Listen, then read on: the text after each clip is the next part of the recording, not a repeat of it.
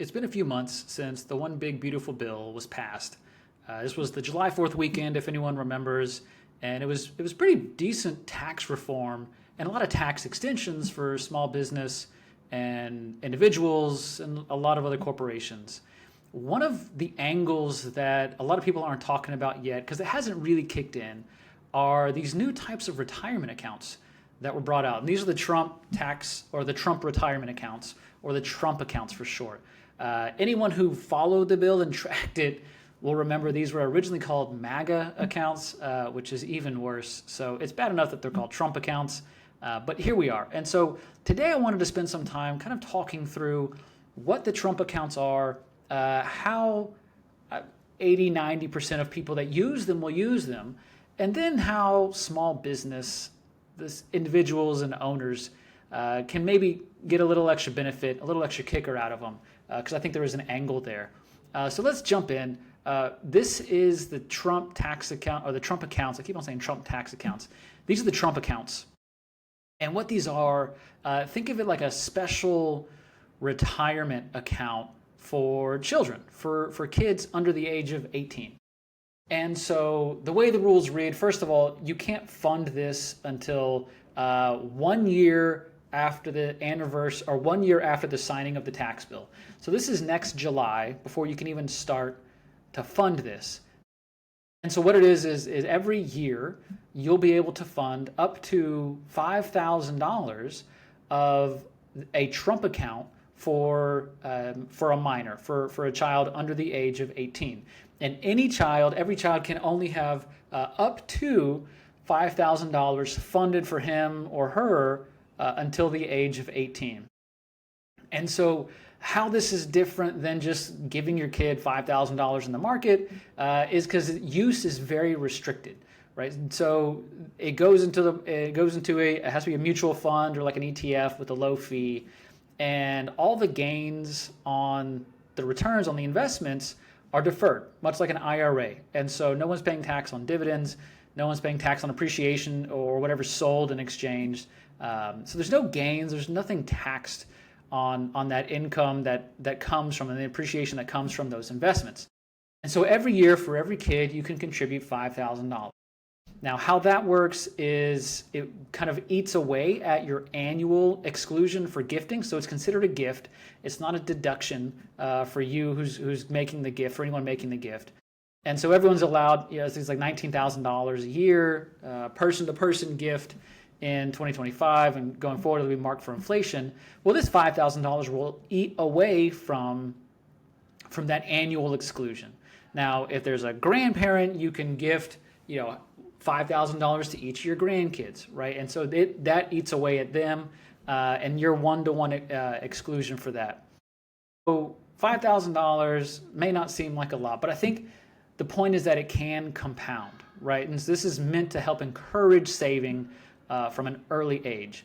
And so $5,000 a year added up for how many ever years that you're going to do it for. And then at the age of 18, you can no longer make these retirement account contributions. So the only way that the not even a child, the 18-year-old or the adult now will be able to continue to make contributions will be through an IRA, right? So they'll be able to roll over this Trump account retirement plan effectively into their own IRA. And then to contribute to the IRA, you need to have earned income, right? And so, whereas now, if you want to fund an IRA or a retirement account for a child, they need to have earned income to fund it. That's no longer the case. You can go up to $5,000 of effectively unearned IRA contributions. And again, it's treated as a gift.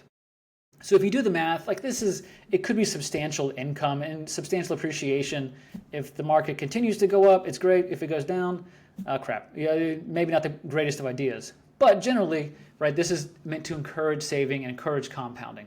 So much like an IRA at the age of 18, then the funds can be used for IRA-approved purposes. So it will be taxable when it's distributed to them, the gains that were previously untaxed, or contributions that were previously untaxed. We'll talk about those.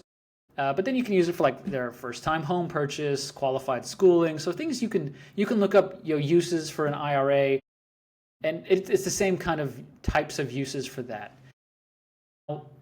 a couple of other wrinkles is if you have a child born from 2025 to 2028, they are eligible for a $1,000 grant from the government into their Trump account.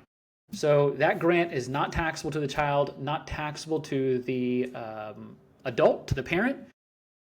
It would be, that $1,000 will be taxable when a distribution happens, right? A retirement distribution, or for one of the qualified uses of IRA savings. That's when it becomes taxable. But this is free money. If you just had a kid in 2025, or you're going to have one through 2028, this is free money. It's $1,000 per kid. It goes right into a Trump account. Again, you can't set these up. You can't fund these until July of next year. So if you had a kid in 25, don't rush through it thinking you're going to miss the window. No one's really doing that. You can't do this just yet. But it's about 8 months out. And so it's worth kind of talking about preparing for. So then the angle that I think is interesting that we could talk about is the small business angle. And so while the giver of the $5,000 person to person is not a deduction, right? It counts as a gift from this person to this person. If a business contributes to an employee's child, or an employee if they're a minor, to their Trump account, they're allowed a deduction of up to $2,500. So a business can get a deduction for funding $2,500 of their employee's child's, in this instance, child's account, which makes it really interesting because then we bring into this angle of what if you're self-employed? What if you own the business and it's your children who are working for the business? And this gets a little into the tax strategy of paying your kids and take a deduction and what's reasonable comp, and there's a lot of gray area there. But it's worth talking about. Let's talk about a little bit of that nuance here. So if you are a sole proprietorship, so think Schedule C, disregarded LLC that goes on your Schedule C on your 1040, or if you're a partnership but you and your spouse both own it, effectively a Schedule C for tax purposes again, then any wages that you pay to your child would also be deductible.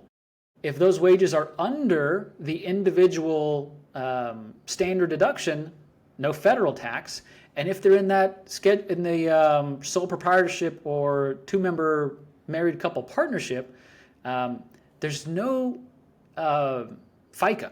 There's no Medicare, no Social Security, and no FUTA.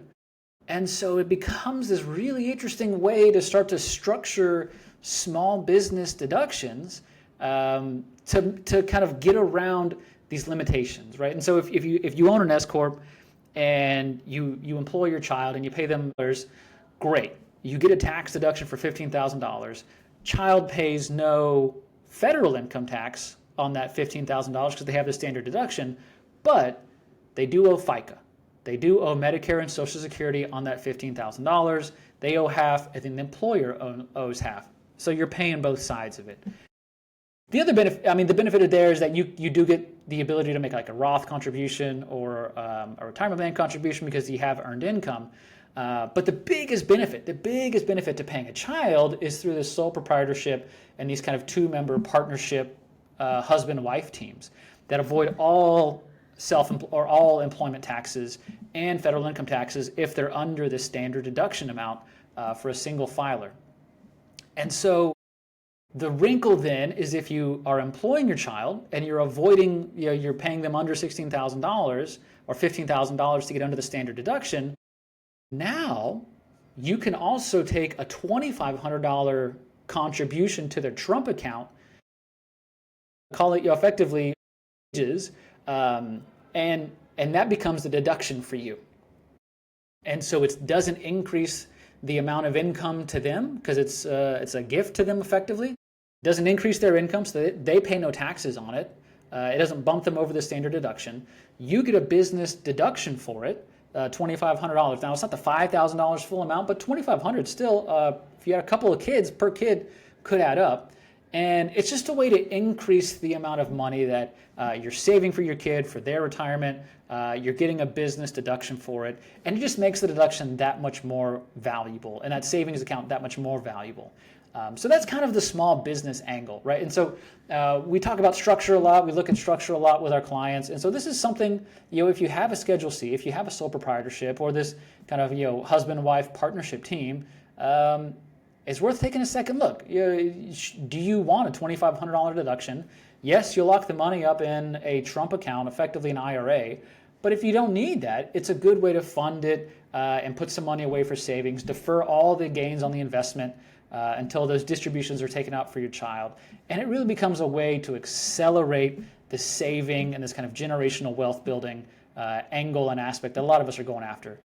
So that's it. That's all we're going to talk about, the Trump accounts for today. Again, it's not in effect right now. We got to wait till July of next year before I think some of these things will really pick up. You'll see this come up. You'll see people talk about this a lot in the next few months as we get there. Where can you find me? You're finding me on YouTube right here. So if you like it, I'm just starting to grow this channel. I would appreciate a like and subscribe. If you get on Twitter or X, I'm on there too, r.ledbetter.cpa. I write a weekly newsletter where I jam through some of this. So this is, I'm making this appearance, or this video will be embedded on that newsletter. That's plug-newsletter.com. Check me out there. If you go to that same website, you can see kind of my previous writings and most of the ones that I've made public. Anyways, I appreciate you watching along, and I'm looking forward to more. Thanks.